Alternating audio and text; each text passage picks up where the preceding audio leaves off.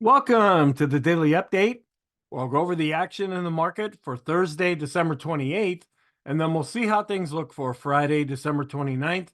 For those of you that are used to watching the videos as soon as I post them, I apologize. I had an unexpected appointment, and that pushed things back a couple of hours, so I'm posting this a little bit later than usual. We had another slightly update. It was virtually unchanged, but the market is holding up for right now. We seem to be going through the January effect, even though the small caps were down slightly in Thursday's session. And we're coming into this period called the Santa Claus rally, and so far that's holding up. But at the same time, even though we're well overextended to the upside, there are some vulnerabilities that are starting to come into the market. We might see things go okay on the first trading day on January 2nd and January 3rd, but then after that, we want to be really careful.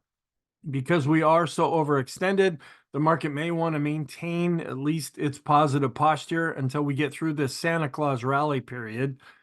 But I'll try to point that out as I go through. Now, this could always change. We could switch back and have things turn more positive, since a lot of these vulnerabilities are coming together on much lower than average volume, but they're still there and we want to be aware of them. And they could start to happen at pretty much any time. So let's talk about what happened. Right at the open, we had a higher open and prices chopped above and below R1. Didn't see an awful lot of movement. R1 was at 47.88. As the day went on, we kept chopping sideways and we ended up closing slightly positive on the day. We were up 0.04%, almost unchanged, but it goes in the book as a positive day on well than below average when we look at volume. We are positive. We're very overextended in the short, intermediate term, and even in the long term now. We want to be careful of that, but we're still positive. It's about this shift that we're seeing going from more of a high inflationary environment to where inflation seems to be under control, and the market is kind of shifting over into that phase where the Fed may be getting ready to lower interest rates in 2024 at some point. The market likes that, and so we're seeing an awful lot of buying. But we're also seeing kind of overextended buying to the upside right now, and we really haven't been able to wear off an overbought condition that we've been in now for a number of weeks. And of course, we're keeping an eye on geopolitical events. We'll have New Year's Day on Monday. The market will be closed for that day. So we just want to be aware of different geopolitical things that can happen. So what are some comments that we can make? We're still in holiday mode, which means lower than average volume.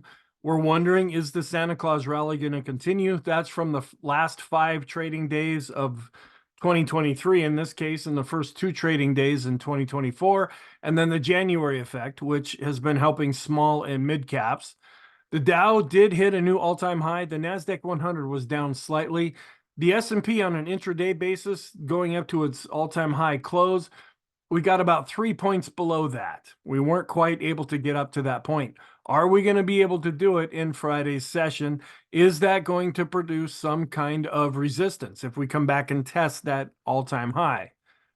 There was also another auction. Now, when in yesterday's video or the video the day before, markets really liked I think it was the 5-year auction, was very well received, and that helped interest rates go down and stocks go up.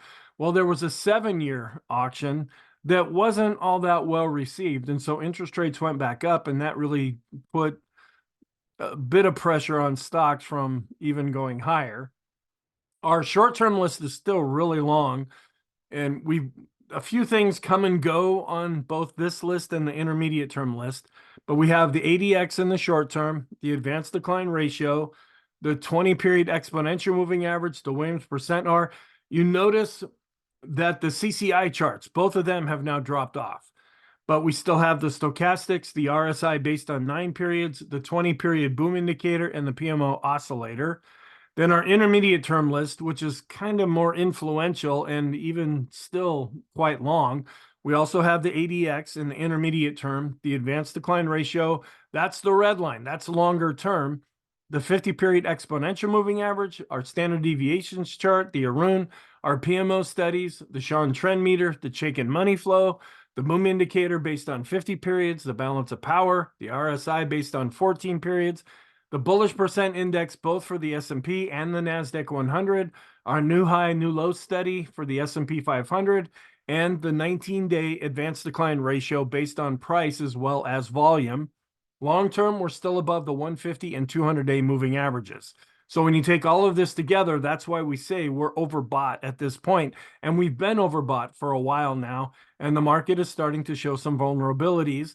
We're still going with the same scenario that the Fed may be done raising rates, and then possibly in 2024, they will start to cut rates. Right now, the market is anticipating that could happen in March, but this will change many times between now and that March meeting.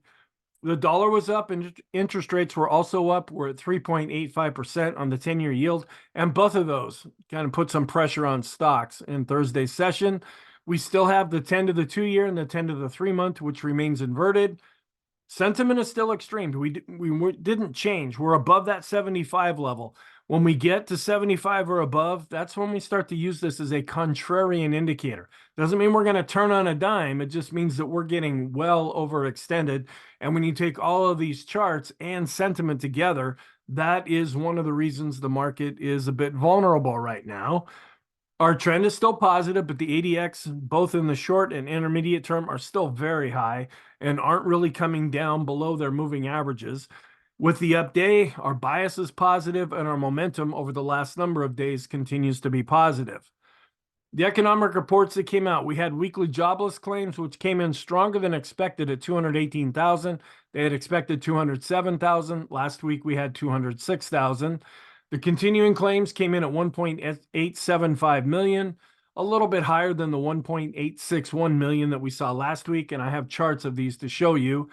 And I won't show you charts of these. I'll just read off what happened here. When we look at the advanced international trade in goods, it came in a little bit more at a minus 90.3 billion. Last time it was at 89.6 billion.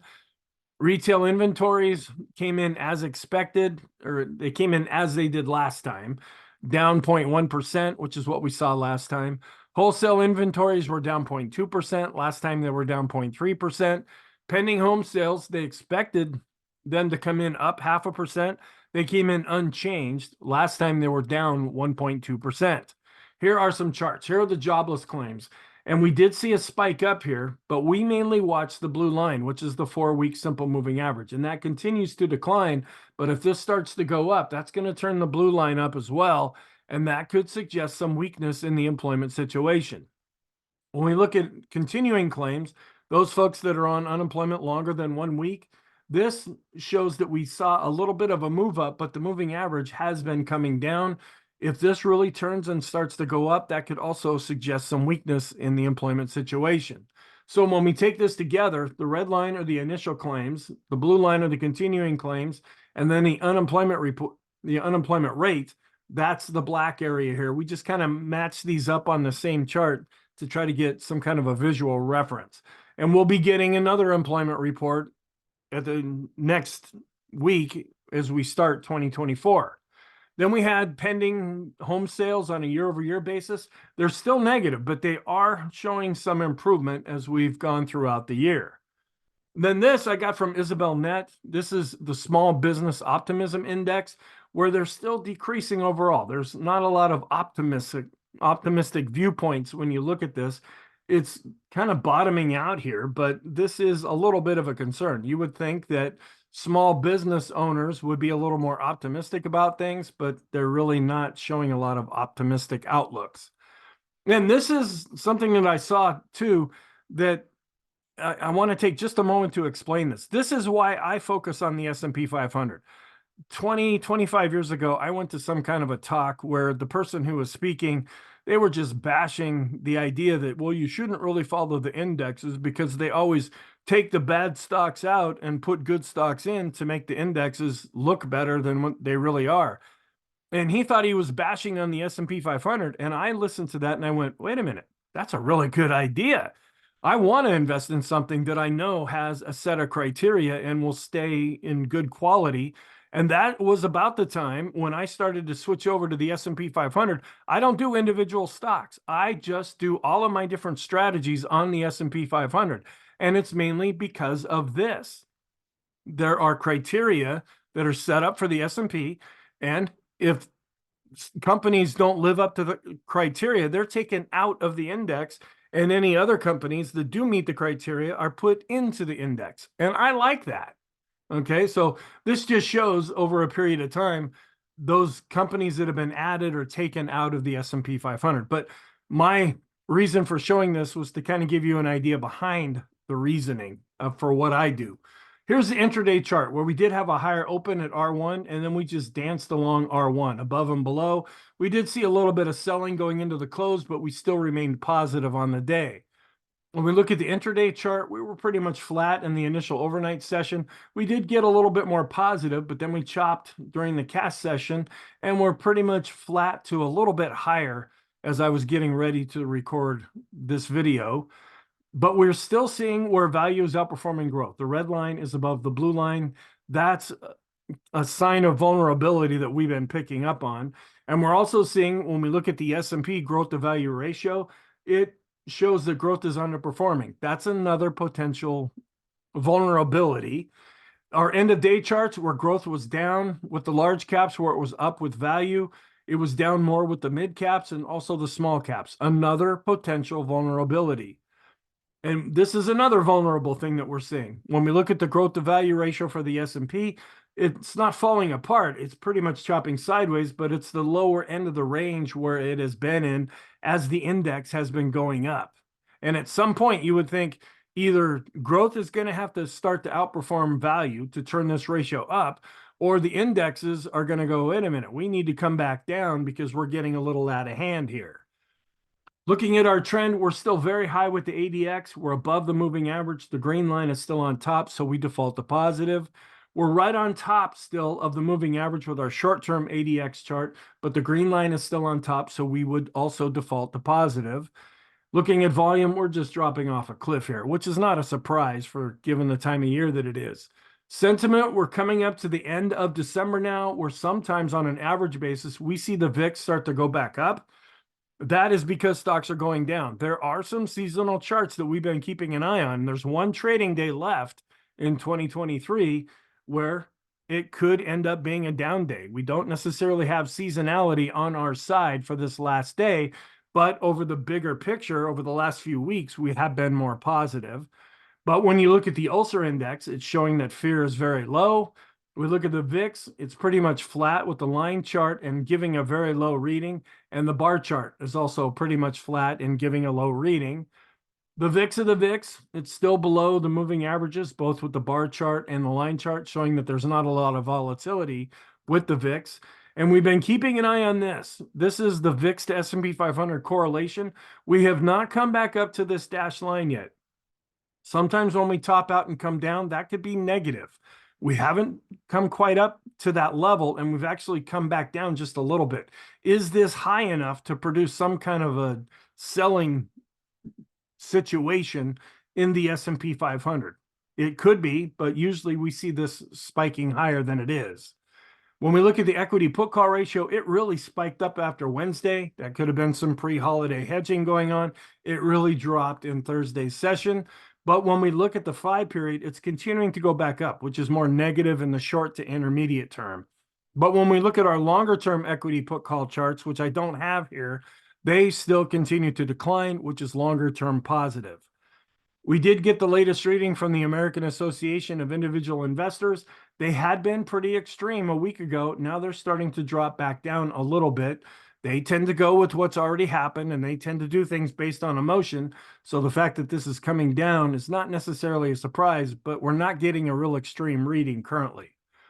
Then we look at the risk on to risk off ratio. It came down slightly, but it has been showing some longer term improvement. That is more positive for right now. The advanced decline line, we're really just jetting higher based on price. We were able to break out a little bit above this previous high based on volume, but both are still looking quite healthy currently.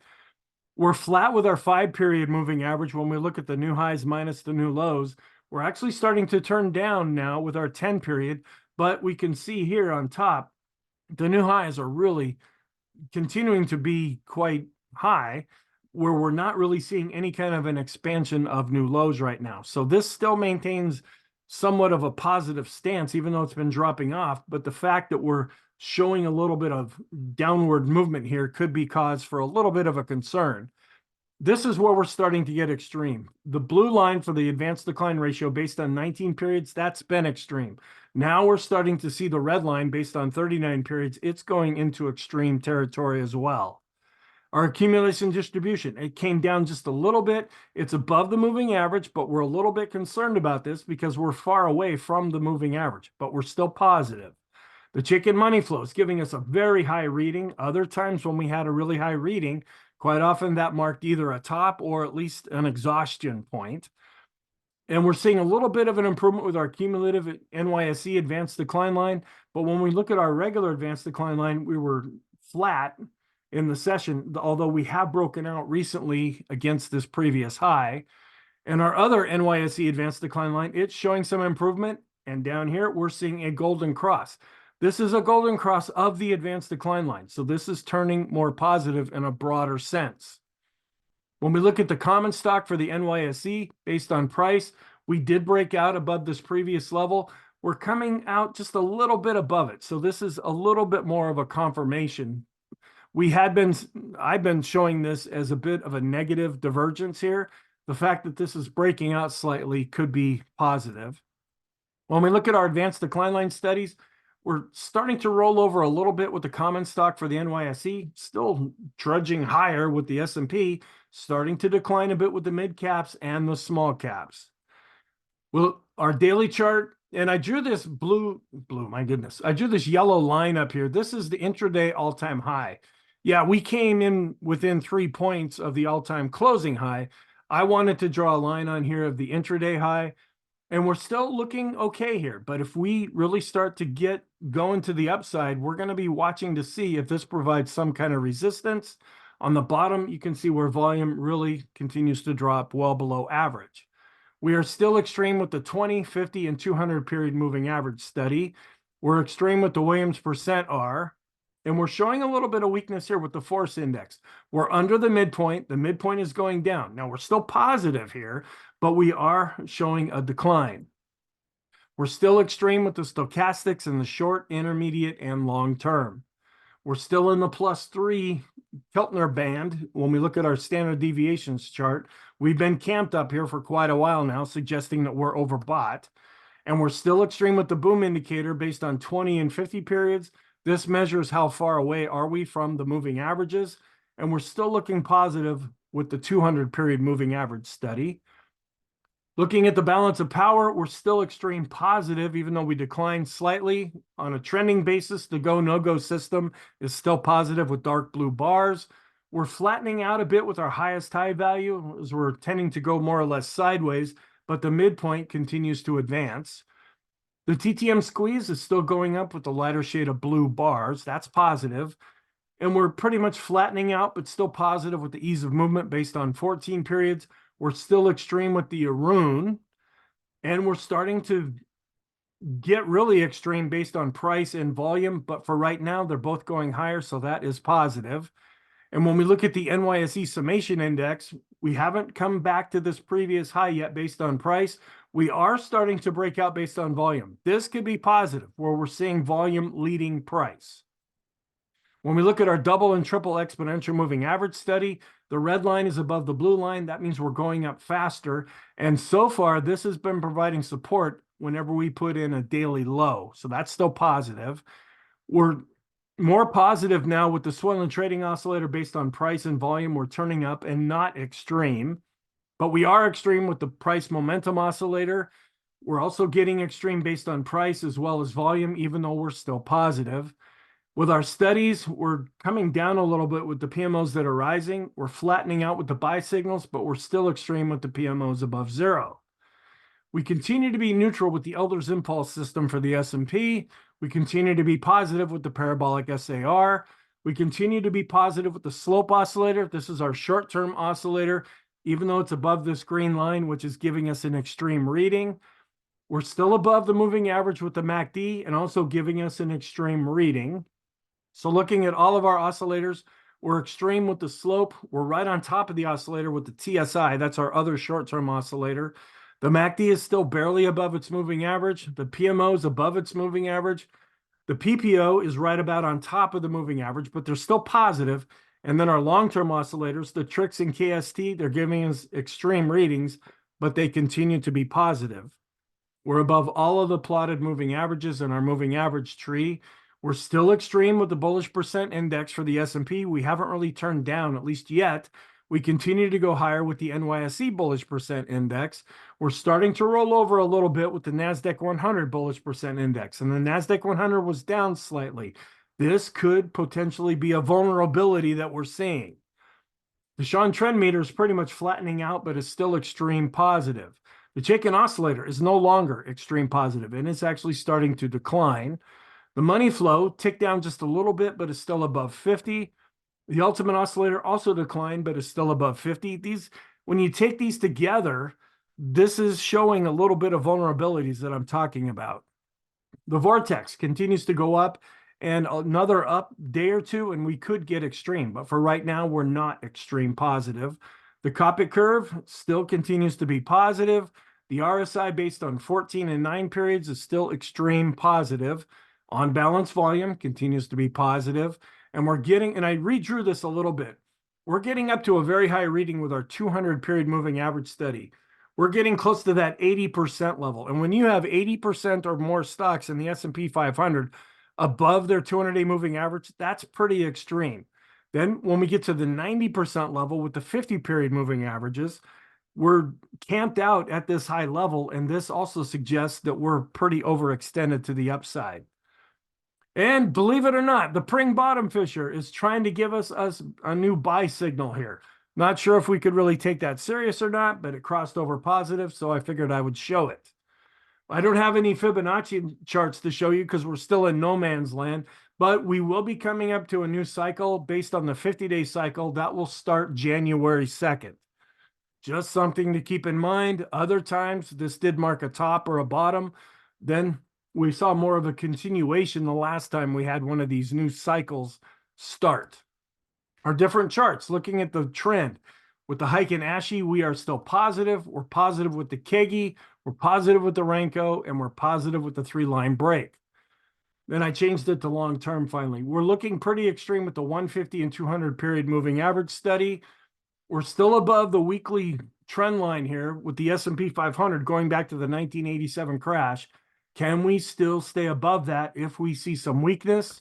When we look at the NASDAQ 100, we're pretty much on this long-term trend line now, going back to 2009. We are seeing an improvement with the equal weight index compared to the S&P. It's actually been outperforming over the last couple of weeks. And that's why we're seeing this ratio going down. It doesn't mean the mega caps are falling apart. It just means the other stocks in the S&P 500 are starting to participate. But here's another negative divergence that we've been watching for a while. We did set a new all-time high with the Dow. We were down with the transports. That's a negative divergence, and we never got back to this previous high where we did break out with the Dow. So that's another vulnerability. We were up slightly. Actually, we're pretty good advance here with the utilities, but the transports continue to outperform the Dow, and that's another concern.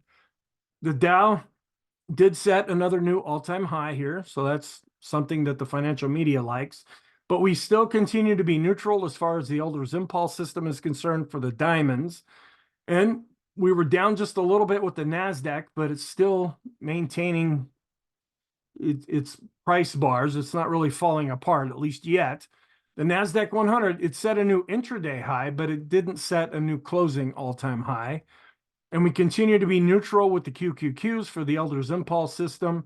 The momentum for the NASDAQ 100 is showing a little bit of weakness here, but still continues to be positive. And we did set another new closing all-time high for the NASDAQ 100. The small caps were down slightly. Was this a top and are we going to start to come down, or will we see some buying come in and lead the small caps even higher? And for the first time in a long time, we are seeing a golden cross with the long-term trend. But we continue to be neutral for the Elders Impulse system when we look at the small caps. We are still overextended when we look at the Russell 2000 small cap index with the RSI. We're still looking pretty good here with the bars, even though we had a down day. if we start to come down, we'll be watching what once had acted as resistance. Will this act as support? And we're starting to see a golden cross here. And the momentum based on the MACD is still positive for the small caps. The mid caps did generate a new golden cross recently, even though they had a slight down day on Thursday. They continue to be neutral for the Elders Impulse system as well. The financial sector was up again and is in a more solid uptrend. The micro caps were down slightly, but got up into the 118 range and have been really doing well since they saw the recent weakness. The FANG index did not set a new all-time high, but still is holding in there for right now. The dollar ended up being down on the day. Shorter term, it's declining. Longer term, it's still in an uptrend, but this is a weakening uptrend. If stocks continue to go up, we'll probably see the dollar continue to go down and possibly even break below 100. But that'll be into 2024.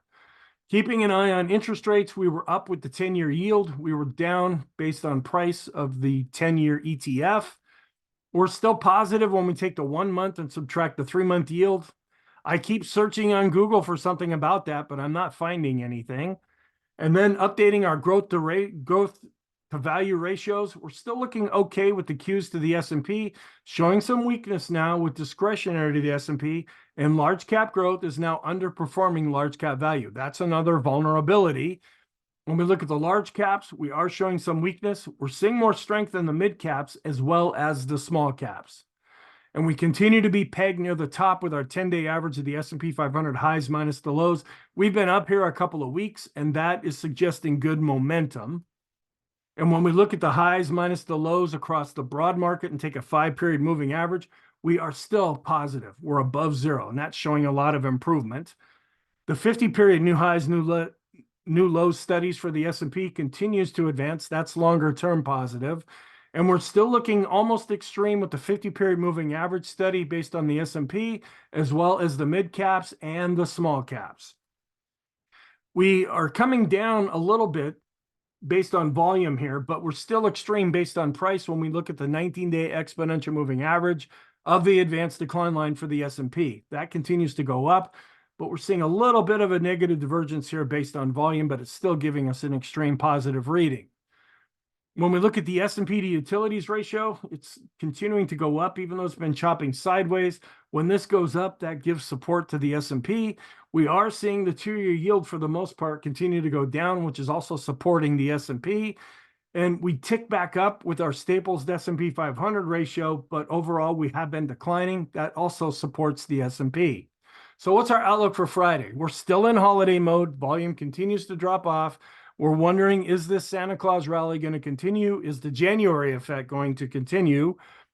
We don't really have any earnings reports coming out that I could see, but we remain positive, yet we're well into overbought territory, especially with the S&P 500 and a lot of other indexes, and that produces some vulnerabilities.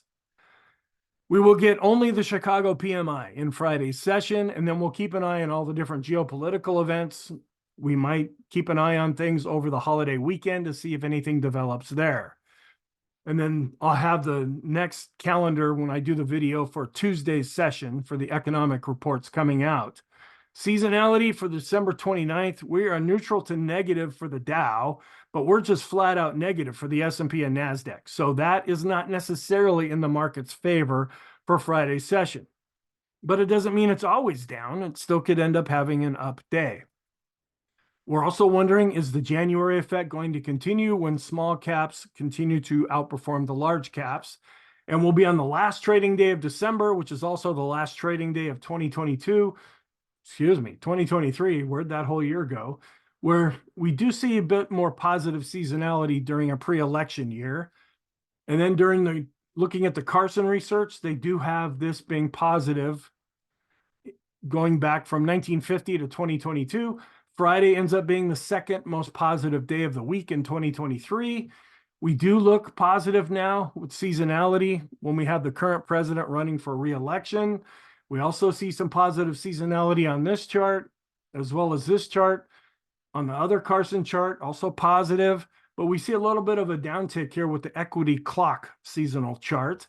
But when we look at the Stock Traders Almanac for the NASDAQ, it continues to be positive. It also is positive for the S&P. And we're wondering, is 2024 going to mirror what we saw happening in 2023? Because it does look somewhat similar to what happened in 1982. Going into after that, we ended up seeing a lot of strength in the market. Is that going to be what happens in 2024? Then when we look at just an election year, we're not going to be in a pre-election year anymore. This is going to be an election year. That's the dark blue area, and we tend to start out pretty choppy when we look at the seasonality based on that. And then this is a new one. I did get the 2024 version of the Stock Traders Almanac, and I would highly recommend every one of you should have that book. It's a very valuable book. But they had to go to press about halfway through the year. So the green, this is what the S&P was doing as of that point. But you can see right over here where I have the cursor, we do tend to start out kind of choppy to sideways before we see some strength going out through the election year, which will be 2024. And then this takes the seasonal pattern from 1949 to 2022, where we're going to be following the green line because that's when the sitting president is running for re-election. This shows more positive seasonality right off the bat, then some weakness, and then positive seasonality going out for the rest of the year. So our scenarios, not going with the down one now. There's really just no evidence for that, although there are vulnerabilities and we are overbought. If anything, we still go with the positive scenario because all of our charts continue to be positive, but be aware, we are overbought and there are some potential vulnerabilities. We're really getting concerned about our trend because both ADX charts that we follow are giving us extreme readings, and that is usually followed by a weakening trend, not necessarily a reversal of trend, but a weakening trend. The warning signs, growth is just not participating. And this to me is a big warning sign. The equity put call ratio, it's still going up. Could this be because of pre-holiday hedging ahead of the New Year's weekend?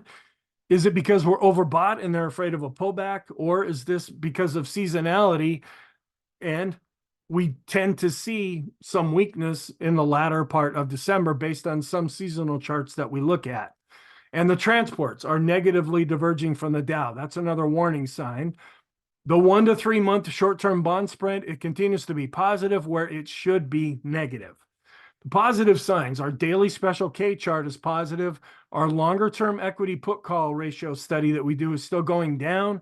The risk on posture is improving. Our oscillators are positive, but they're extreme positive. The parabolic SAR and the vortex continue to be positive. The bullish percent index, it hasn't rolled over yet, and it's extreme positive, but it's still positive nonetheless. The Kopit curve is positive. The Zohar-Check method is still neutral after it had been negative. And the Russell, small caps and mid caps, they're on this list now. They have generated golden crosses. Small and mid cap growth continues to be positive, where small caps are at the lower end of that range. The mid caps are at the higher end of that range. The financial sector is still looking rather positive, and our longer-term new high, new low study continues to be positive. So our conclusion, we are positive, but we're overbought. And we can say that in the short and intermediate term, and even to a degree in the long term. We are positive, but how's the market going to behave after the holiday weekend and once we start coming back? But before that, how is Friday going to play out? Thank you. I hope you found this helpful. I hope you have a really nice New Year's holiday weekend, and I will talk to you in the next video.